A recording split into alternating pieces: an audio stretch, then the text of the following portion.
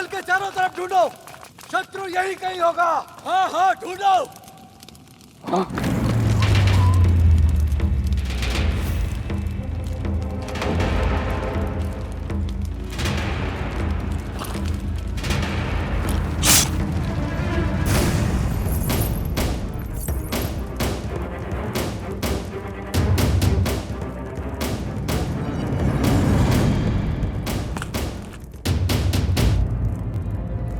कौन हो तुम?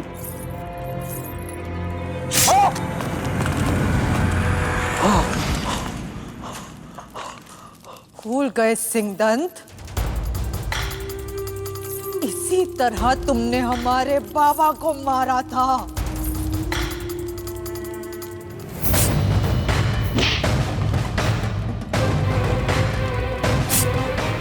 शिवदत्त की पुत्री मीना। अब याद आया तुम्हें? क्या तुम हमारा पक्ष नहीं सुनोगी मीना?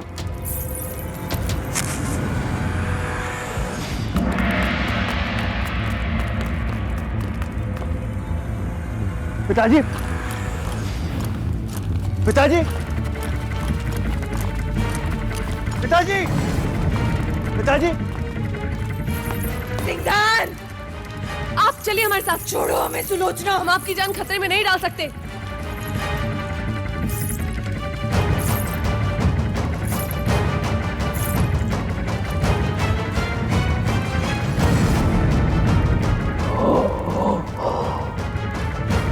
पिताजी, पिताजी, पिताजी, आप ठीक है? पिताजी उठिए। पिताजी, ये पिताजी, आप पिताजी, मैं हूँ। सैनिकों, सैनिकों! पिताजी बस बस बस बस बस बस, मैं हूँ, कुछ नहीं होगा। पिताजी, पिताजी, कुछ मैं हूँ। राजन कहाँ है? राजन को बुलाओ। महाराज, वो लड़की महल के पीछे वाले हिस्से की ओर गई है।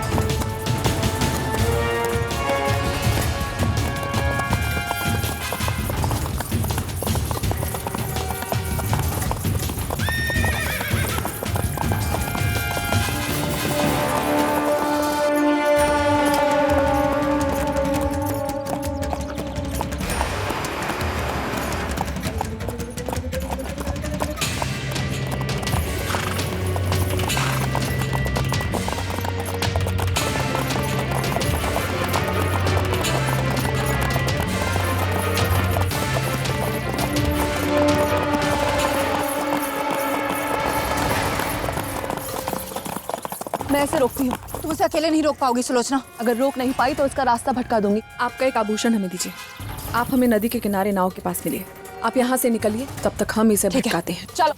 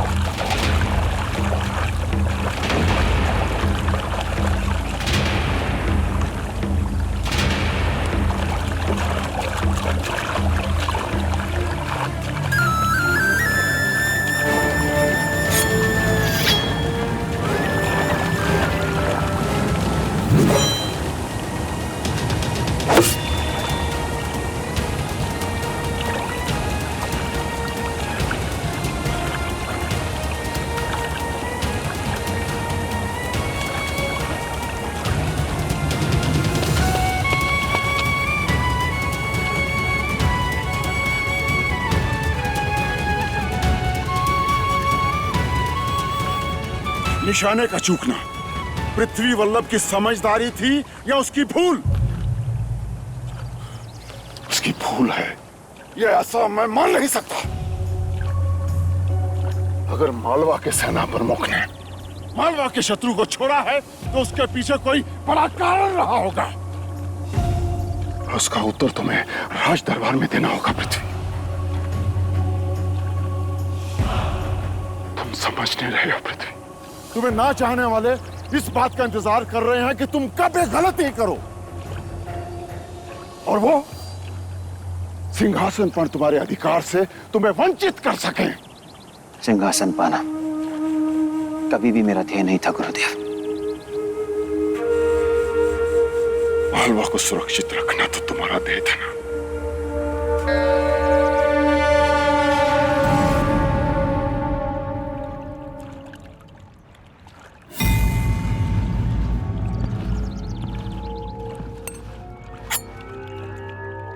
ये तलवार राज दरबार में सजेगी, मालवा के ध्वस्त होने की निशानी बनकर। पृथ्वी वल्लभ का निशाना चूका नहीं है। आपको एहसास तो है उसने हमें जीवन दान दिया है, जानते और समझते हुए।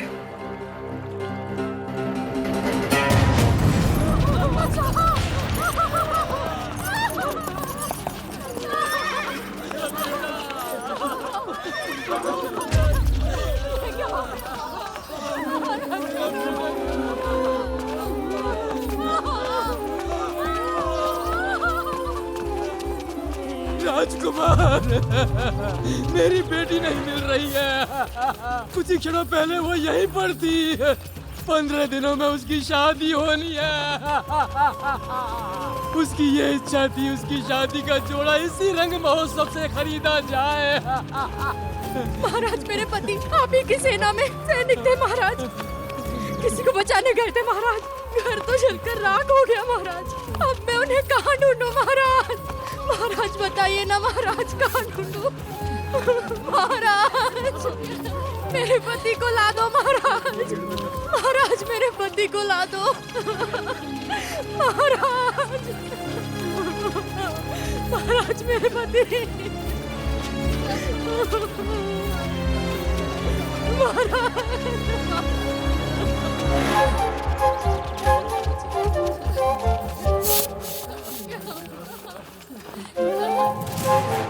मेरी बेटी नहीं मिल रही।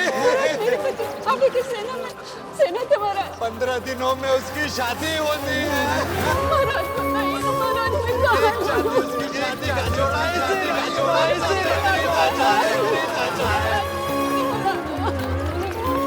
महाराज, महाराज, ये मेरा मालवा, मेरे लोग। पृथ्वी, ये सब महाराज को तुम्हारी जरूरत है।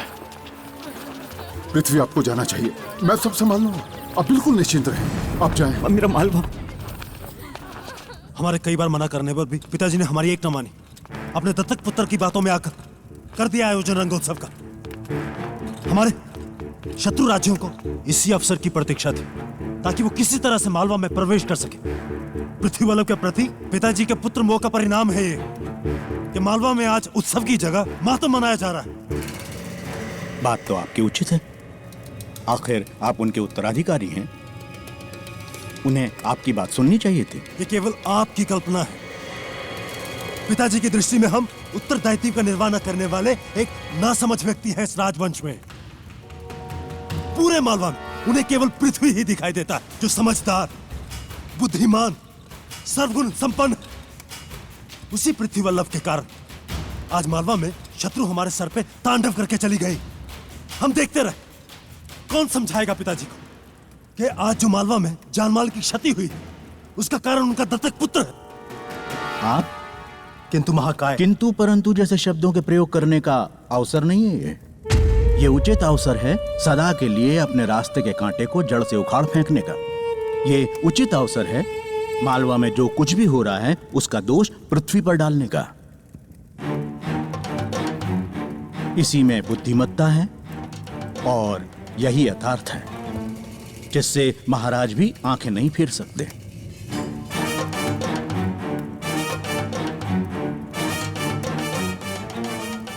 और फिर आपके अलावा राजपद के लिए और कोई उत्तराधिकारी भी तो नहीं है। अर्थात आपका मालवा नरेश बनाना तय है। और जहां तक बात है मान्यखेट से हुई क्षति का प्रतिशोध लेने की, वो हम आपके राजा बनने के उपरांत ले लेंगे।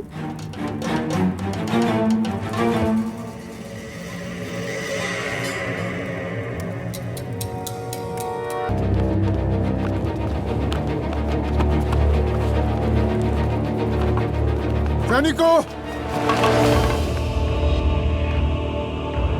कोई सवाल, कोई शक?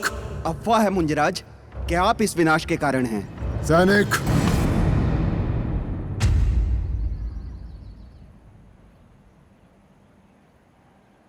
ठीक ही कह रहा है। चूक हुई है मुझसे और इस दुर्घटना का संपूर्ण दायित्व मैं लेता हूं। लेकिन हम ऐसा नहीं सोचते सेनाध्यक्ष। अगर आपको सब कुछ पता होता तो ये घटना कभी नहीं घटती। अपनी वीरता से अधिक मालवा के प्रति आपके प्रेम से हम परिचित हैं।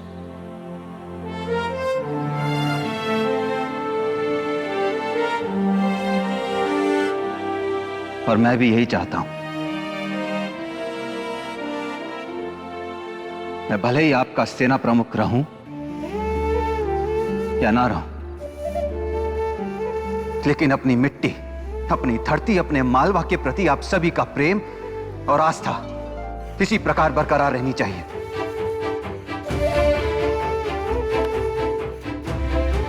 मैं हूं हमेशा, हर पल आप सबके साथ, हाथों में आपका हाथ लिए, कंधे से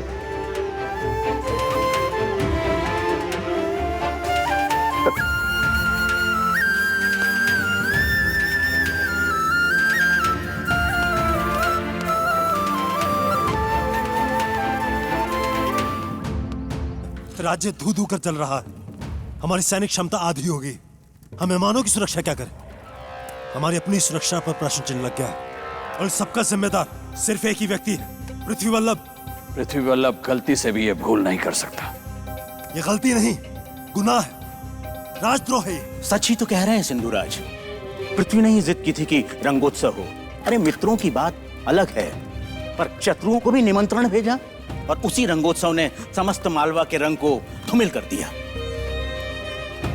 और इस दुखद घटना के पश्चात समस्त मालवा वासियों के सवाल राज शासन पर बढ़ रहे हैं। किसी भी तरह का पक्षपात उनके भरोसे को और तोड़ देगा महाराज। आपके न्याय की प्रतीक्षा है।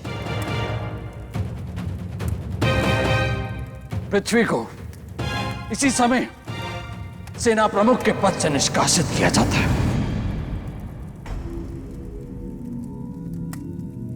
केवल पद छोड़ देना, उसके इतने बड़े अपराध का दंड बिल्कुल उचित नहीं है पिताजी। कहते हुए अत्यंत दुख हो रहा है, पर सत्य तो यही है कि पृथ्वी ने राजद्रोह किया है और मेरे मतानुसार कार्यवाही दरबार में होनी चाहिए। हाँ, पृथ्वी ने राजद्रोह किया है, वो राजद्रोही। पृथ्वी राजद्रोह नहीं कर सकता। सही कहा आपने, वो राजद्रोह नहीं कर सकता। राजद्रोह तो मैंने किया है, जो उस पर सवाल उठाया है। सजा मुझे ही मिलनी चाहिए। बताइए आप, क्या सजा मिलेगी मुझे? महाभारत में तो धृतराष्ट्र की आंखों पे पट्टी बंधी थी, आप तो सब देख सकते हैं। फिर भी आपको पृथ्वी का गुनाह नहीं दिखता। ये कैसा मोह है पृथ्वी के लिए? क्या आपको अपने पुत्र की बात पर विश्वास नहीं?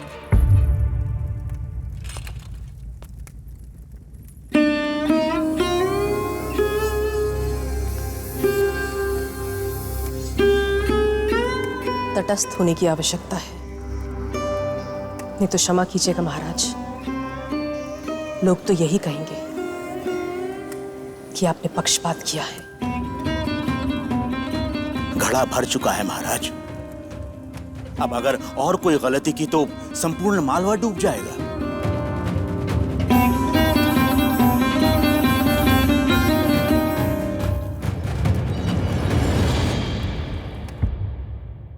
महल में यह अफवाह फैली हुई है कि महाराज तैलब राज किसी गणिका के साथ शिकार पर गए हुए हैं। यह अफवाह केवल महल में ही नहीं महाराज, महल के बाहर भी ये फैली हुई है।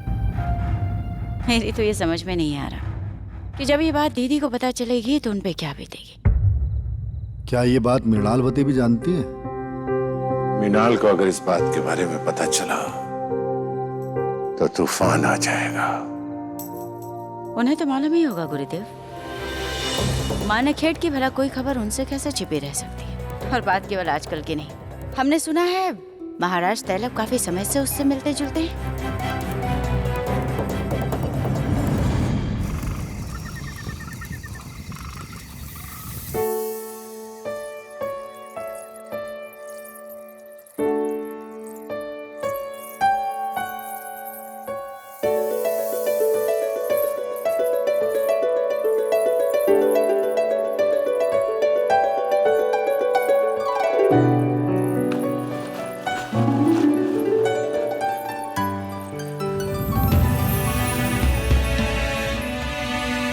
महारानी कोशा की जय हो।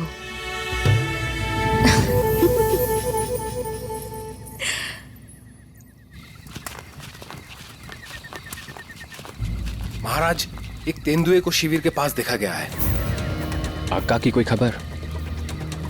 राजकुमारी की सूचना मिलते ही आपको खबर दी जाएगी महाराज। हमारे बारे में कोई भी सूचना उन्हें हम स्वयं देंगे। जी महाराज, वो तेंदुआ घायल है और खतरा बढ़ सकता है। हमारे सैनिक उसे तलाश रहे हैं। आप शिविर की ओर बढ़ें और शिविर में ही आराम करें। शिविर के बाहर सुरक्षा दुगनी कर दो। जी महाराज। आप लोग शिविर के चारों ओर तैनात हो जाएं और किसी भी चीज का अंदेशा हो हमें तुरंत सूचित करें।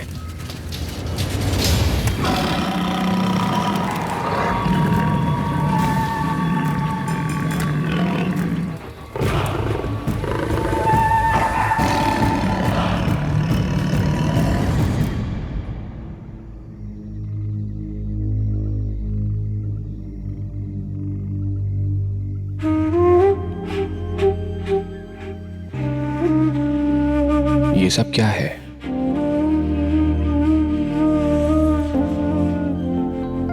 एक गणिका का सपना।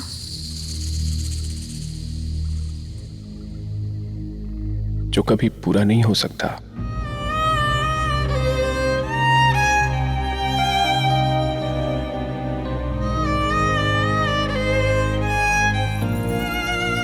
मालूम है।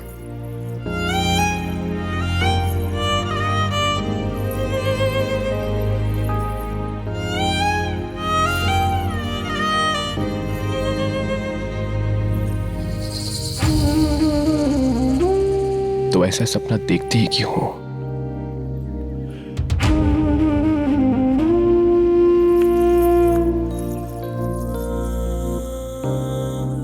कुछ पलों के सुकून के लिए।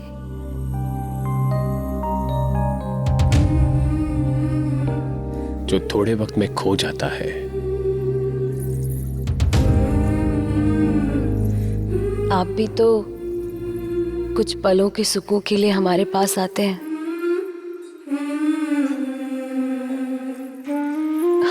आप परेशान मत होइए। हमें आपके महल में नहीं, आपके दिल में जगह चाहिए।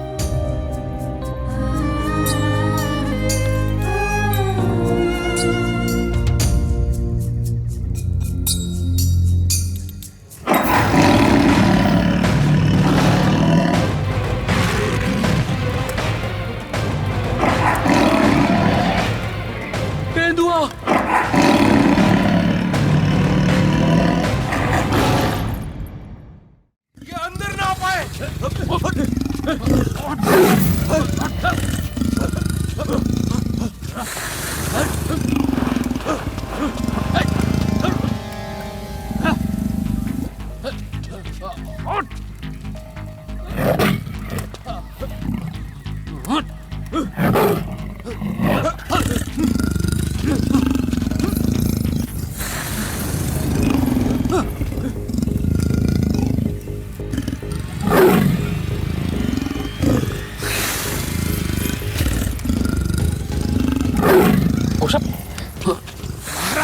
मत पड़िए। क्या पागलपन है? देख क्या रहे हो? मारो इसे, मारो।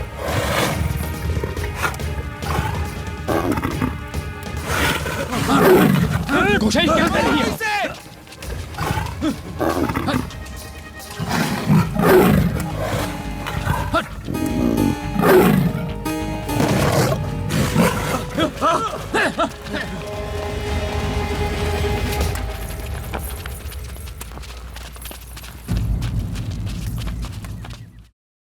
आप सबके लिए एक शुभ समाचार है, लेकिन इससे पहले कि हम आपको बताएं, अपना मुंह मीठा कीजिए। हाँ करते हैं, पहले बताओ तो सही। मान्य खेत के लिए बड़ी खुशखबरी है। राजकुमारी मृणाल अपने अभियान में सफल रही। ये तो बड़ी खुशी की बात है। अब महाराज को चक्रवर्ती बनने से कोई नहीं रोक सकता। सही कहा भिल्लमराज। शिकार पर गए तैलपराज को खबर भिजवानी होगी। क्या बात है, हमारे साथ होकर भी कहीं और खोए हुए हैं। हमसे भी हंसी, ऐसा कौन सा ख्याल है? ख्याल भी आप ही का है। अच्छा, तो हम भी सुने कि ऐसा क्या सोच रहे थे आप? आज आप हमारे लिए अपनी जान पे खेल गए। उस तेंदुए के सामने आप जान दे भी सकते हैं आपके लिए, पर आज वो सब भूल जाइए। महाराज, कहिए। संदेश है महाराज, राजकुमारी मृणाल सकुशल वापस आ रही हैं। उनका अभियान सफल रहा। हमारे जाने की तैयारी कीजिए। जी महाराज। कोशा अक्का कामयाब हुई, वो वापस आ रही हैं। हमें जाना होगा।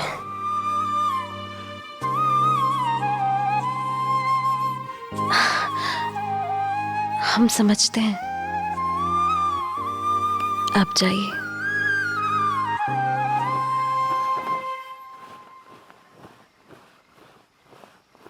अक्का, आपका प्रतिशोध पूरा हुआ। आखिर आपने मालवा का विनाश कर दिया। प्रजा के लिए सुविधाओं का प्रबंध करना होगा। कारीगरों से कहो टूटे हुए घरों की मरम्मत और एक शरणस्थली का निर्माण करें, और घायल सैनिकों के लिए भी हर उपचार संभव मुहैया कराना होगा, और अब उनके घर वालों को आर्थिक सहायता की। महाकाय ने तुम पर महाराज के सामने गंभीर आरोप लगाया है और कल पहरे दरबार में महाभियोग की घोषणा करने वाला है। तो तुम चिंता ना करना, हम इस महाभियोग का कोई ना कोई निदान जरूर निकाल लेंगे। बस तुम अपना धैर्य बनाए रखना। महाभियोग मेरी चिंता नहीं है रश्मिधि।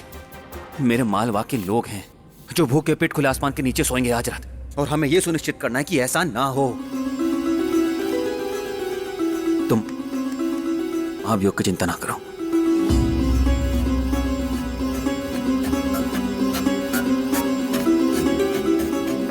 मैं पिताजी से मिलकर आता हूं।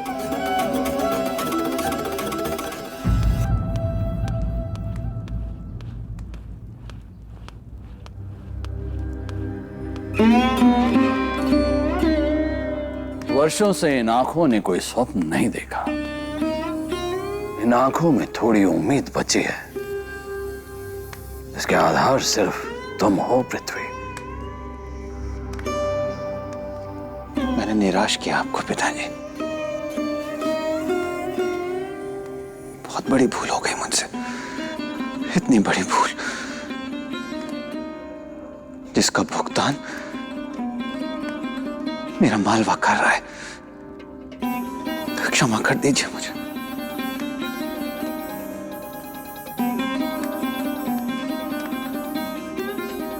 मालवा के भावी नरेश हो तुम पृथ्वी। मेरे बड़े पुत्र हो। जो कुछ हुआ उसमें तुम्हारा कोई दोष नहीं है। शत्रुओं का षड्यंत्र मात्र है। आत्मग्लानि की पीड़ा को सहने की कोई आवश्यकता नहीं है पृथ्वी।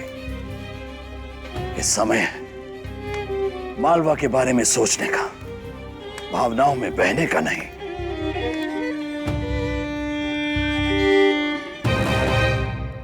लेकिन पिताजी,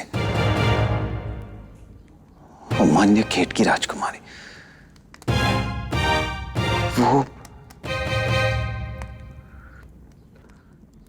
वो आप तक पहुंचकर केवल आप ही को हानि क्यों पहुंचाना चाहती थी? पृथ्वी को सच बताने के लिए समय सही नहीं है। राजनीतिक गतिविधि और किसी भी षड्यंत्र से पृथ्वी को बचाना जरूरी है। पिताजी,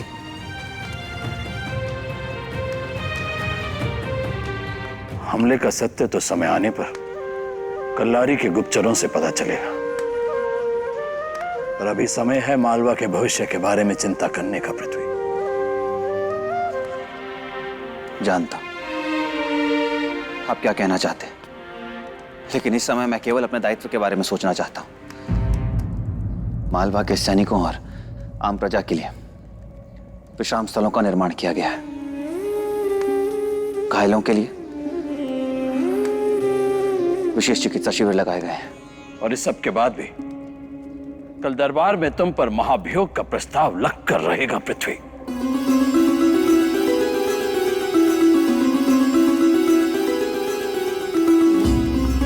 पर पृथ्वी,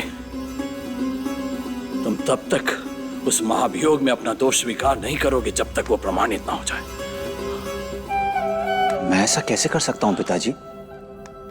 ये जो भी कुछ हुआ है मेरी भूल की वजह से प्रारंभ हुआ है। दोषी तो मैं हूं ना। विवेक से काम लो पृथ्वी। अनजाने में एक भूल हुई है, उसे सुधारा जा सकता है। पृथ्वी,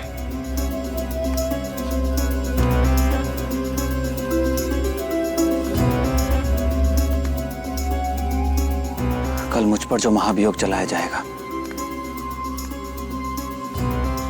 वो राजनीति रहे,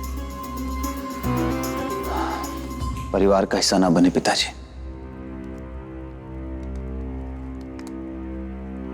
नहीं पिताजी, कल जब आप राज दरबार में उपस्थित होंगे तो एक राजा के रूप में, एक पिता के रूप में नहीं, क्योंकि मैं कल केवल एक सेना प्रमुख के रूप में आऊंगा, पुत्र के रूप में नहीं। आप जो भी निर्णय लेंगे वो संविधान और नियमानुसार ही होगा। और यदि मेरा दोष सिद्ध होता है तो मुझे दंड देते समय आपका स्वर कांपेगा नहीं। पिताजी, आखिर तुम चाहते क्या हो?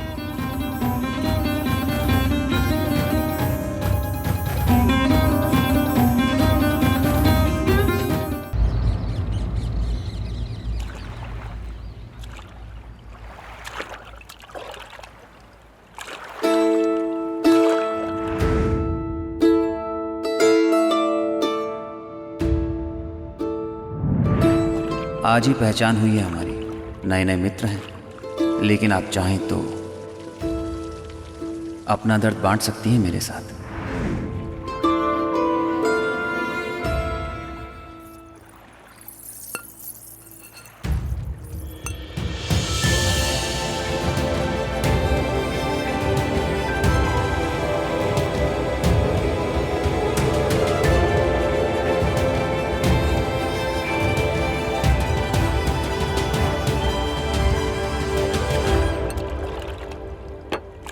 राजकुमारी, मान्य खेट आ गया।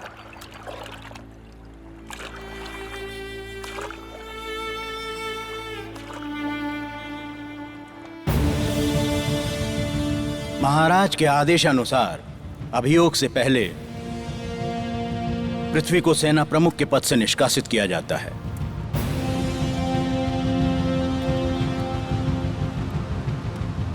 महाराज का आदेश सर आंखों पर।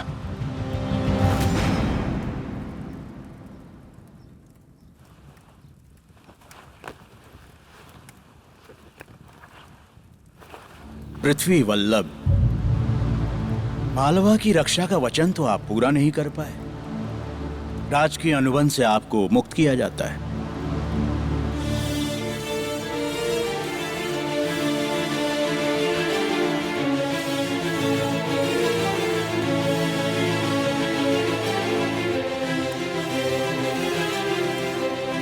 महाराज, आरोप जब तक सिद्ध ना हो आप ऐसा नहीं कर सकते। अब बाकी क्या है? लाशें गिनवाई जाए या जलते हुए मालवा का धुआं दिखाया जाए? पिताजी, विनती है आपसे, महाभियोग पर समस्त मालवा की नजरें हैं। मेरे कारण उनका आप पर से विश्वास नहीं टूटना चाहिए।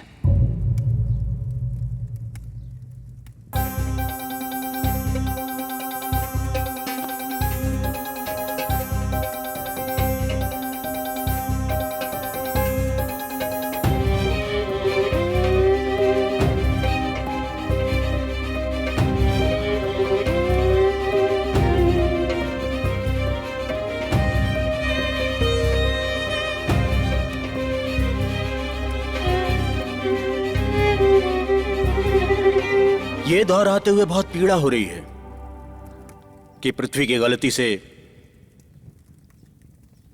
मालवा का कितना नुकसान हुआ, कितने निर्दोष लोगों की जान गई। यहां तक कि मालवा नरेश महाराज सिंहदंत भी अपने प्राण गंवाते गंवाते बचे। तो पृथ्वी वल्लभ, क्या आप अपना अपराध स्वीकार करते हैं? जो दिखता है वो हमेशा सत्य नहीं होता महाकाय। अब कभी भी दरबार में अपना निर्णय सुनाएंगे। निर्णय नहीं युवराज, पर सत्य से अवगत जरूर करवाऊंगा। भ्रम के पर्दे अभी तक आपकी आंखों से हटे नहीं कविराज। पृथ्वी अभी भी आपको निर्दोष लगता है। भ्रम के पर्दे मेरी आंखों पे नहीं, शायद आपकी आंखों पे हैं युवराज, तभी आपको सत्य नहीं दिखाई दे रहा। क्या यह सत्य नहीं है कि उस लड़की को पृथ्वी के साथ कला भवन में देखा गया था? वही लड़की जो महाराज के प्राण लेने के लिए आतुर थी। महाराज, अगर आपकी आज्ञा हो तो मैं कुछ कहना चाहता हूं। पृथ्वी उस लड़की को पहली बार मालवा के बंदरगाह पे मिले थे और इस बात का साक्षी मैं खुद हूं। उससे पहले इन्होंने ना कभी उसे देखा ना उसके बारे में कभी सुना। फिर भी उसकी कलाकारी पर आपको विश्वास हो गया। अन्य अतिथियों की तरह उसे भी कला भवन में निमंत्रित किया गया, जहां उसने वीणा बजा के अपने कलाकार होने का प्रमाण दिया। लेकिन एक अनजान सी लड़की को राजमहल के अंतःपुर में ले जाने की आवश्यकता राजकुमार पृथ्वी को क्यों पड़ी? अब वो उसकी संगीत कला थी या कोई और आकर्षण?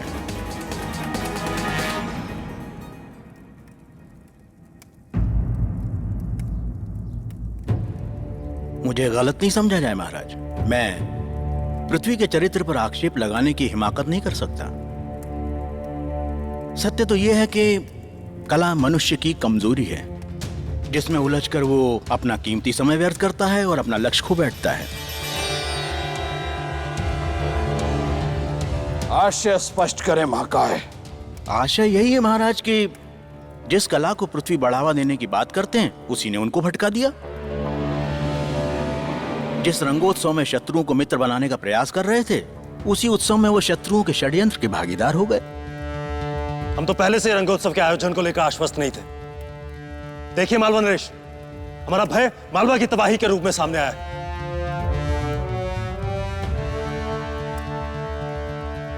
इसीलिए हमारा प्रस्ताव है कि रंगोत्सव की परंपरा को हमेशा के लिए समाप्त कर दिया जाए।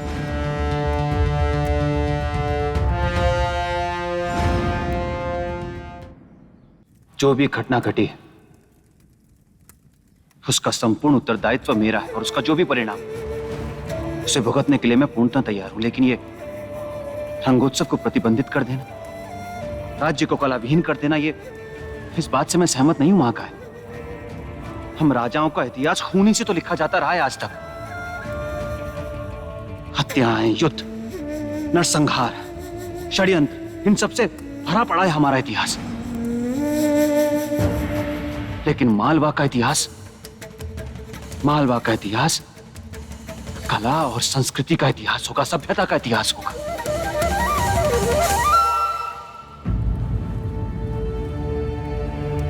आपकी समस्या यह है पृथ्वी वल्लभ कि आप अभी भी अपने आप को मालवा का युवराज समझते हैं। शायद आप भूल रहे हैं कि युद्ध राज्य के विस्तार के लिए किए जाते हैं और इसमें कोई नई बात नहीं है। राज्य विस्तार,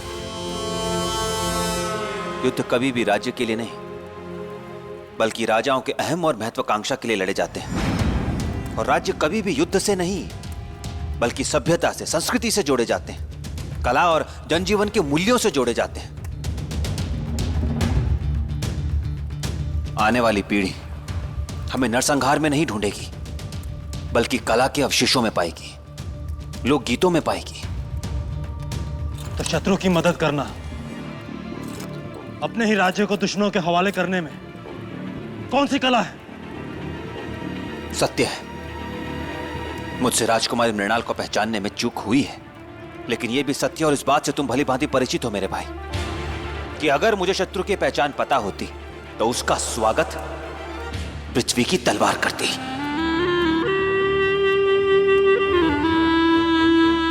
मैं पृथ्वी वल्लभ मालवा को हुई क्षति और महाराज पर हुए हमले का संपूर्ण दोष स्वीकार करता।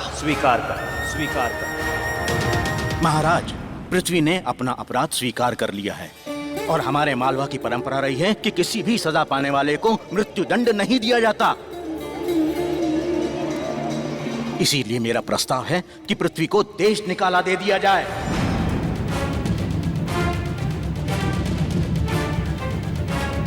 और मालवा से हमेशा के लिए निष्कासित कर दिया जाए।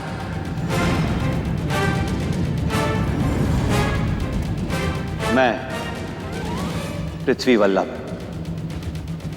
मालवा राज्य से अपने निष्कासन का दंड स्वीकार करता हूं।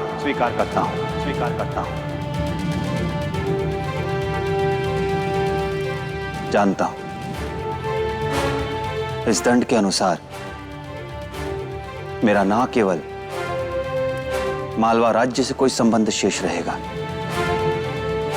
बल्कि राज परिवार से भी किसी भी प्रकार का कोई संपर्क दंड के विरुद्ध माना जाएगा। लेकिन मालवा के नए विधान के अनुसार यह निर्णय न्यायोचित है और मैं इसे बिना किसी दुर्भावना के स्वयं के लिए स्वीकार करता हूं।